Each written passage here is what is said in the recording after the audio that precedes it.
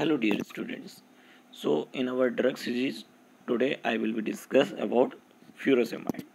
Furosemide, as you all know, it is a diuretic and it is very important drug in clinical practice also. So furosemide has two spellings. It also called furosemide or furosemide. Both are correct. It is a high ceiling or also known as loop diuretics. Why it is called high ceiling? Because it has highest efficacy among all diuretics. And why it is called loop diuretics? Because its action is on loop of Henle of nephron. So its major site of action is thin ascending limb of loop of Henle. The loop of Henle has three parts: thin descending limb, thin ascending limb, and thick ascending limb. And it acts on the thick ascending limb of loop of Henle. And which co-transporter it inhibit the sodium potassium 2 chloride co-transporter. Its half-life is 1 to 2 hour, means it is a short half-life, and its general dose is 20 to 80 milligram OD. Its dosage form is oral and parenteral in IM and IV form. So it's used in maintenance as a maintenance dose and also in ICU settings or in ward setting. And what are the common use of furosemide? Number one and most common is edema. Yes, cardiac edema, hepatic edema, venal edema, pulmonary edema, and then also cerebral edema sometimes used. But mostly in cerebral edema we use mannitol, that is osmotic diuretics. But sometimes we use furosemide also. Then in resistant hypertension, so it can be used in resistant hypertension also.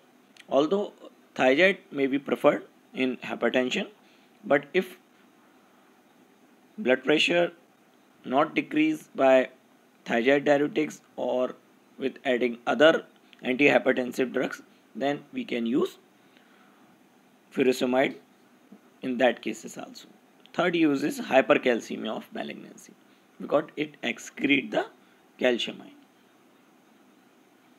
What are the adverse effects?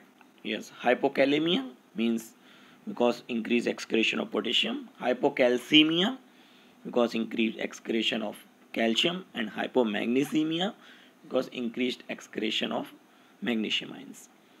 Then if these ions are lost and fluid loss, then there is a dehydration and hypotension, because with the ions, with the electrolytes, water are also lost. So dehydration can occur and hypovolemia occur, then it causes hypotension also. What are the adverse effects in GIT tract? Nausea, vomiting, and sometimes diarrhea. And CNS adverse effects are headache, giddiness, weakness, paresthesia, and some drugs causes impotence also. Then hearing loss. Yes, it can cause hearing loss or ototoxicity. Most common is ethacrynic acid in loop diuretics. But yes, furosemide can cause hearing loss. And allergy. Yes, allergic reaction can occur. Then it can cause hyperglycemia and dyslipidemia also. So cautiously use in diabetics and dyslipidemic patient. What are the drug interaction between furosemide? Yes, when we give it with the other diuretics, it can induce hypokalemia because the secretion of potassium ion increases. When used with digoxin, it enhances digoxin toxicity because it causes hypokalemia, and calcium ion, loss of calcium ion increases the digoxin toxicity. Then hypokalemia also causes increased risk of polymorphic ventricular tachycardia due to drugs which prolong QT intervals. Then aminoglycoside, if we give it with the aminoglycoside drug, then aminoglycoside are itself ototoxic and nephrotoxic, and when given it with diuretic, it also increases the ototoxicity as well as nephrotoxicity. Yes, when NSAIDs, non-steroidal anti-inflammatory drugs, given with diuretic, the diuretic action of these drugs diminishes by NSAIDs. Probenecid Yes, probenecid is used for as a urosoric drug. So when we give it with the furosemide, it inhibits tubular secretion of probenecid.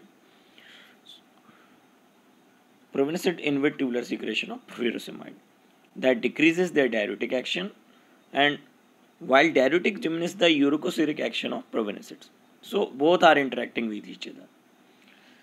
Then, due to enhanced reabsorption of lithium ion, it increases the serum lithium level. And as you all know, the rise of lithium level in our body is sometimes toxic. Then, what are the other loop diuretics apart from furosemide? Bumetanide, ethacryonic acid, and torsemide.